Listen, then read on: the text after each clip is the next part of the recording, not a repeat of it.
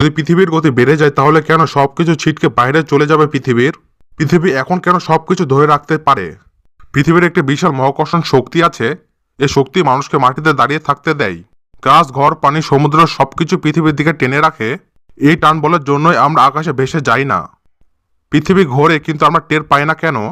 পৃথিবীর নিজ কক্ষপথের ঘন্টায় প্রায় 1670 কিলোমিটার গতিতে ঘুরছে, কিন্তু আমরা কিছু টের পাচ্ছি না, কারণ পৃথিবীর গতি স্থিতিশীল।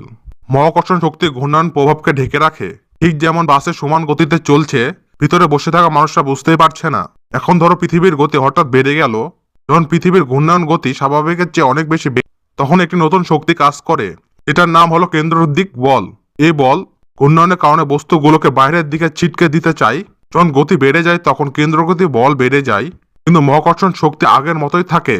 যখন কেন্দ্রগতি বলের থেকে মহাকর্ষণ শক্তি কমে যাবে তখন কি ঘটবে? এই অবস্থায় পৃথিবী আর জিনিসগুলো ধরে রাখতে পারবে না। ফলাফল, মানুষ মাটি থেকে উঠতে শুরু করবে, গাছ, বাড়ি, পানি ধীরে ধীরে ভেসে উঠবে, সমুদ্রের পানি ছিটকে মহাকাশে চলে যেতে পারে। শেষ পর্যন্ত দেখা যাবে সকল বস্তু পৃথিবীর বাইরে ছিটকে পড়ছে। ঠিক যেমন দড়িতে বাঁধা পাথর খুব জোরে ঘোরালে এক সময় দড়ি ছিঁড়ে পাথর ছিটকে যায়। সহজ উদাহরণ দিতে গেলে নাগরদোলার উদাহরণে আমরা দিতে পারি।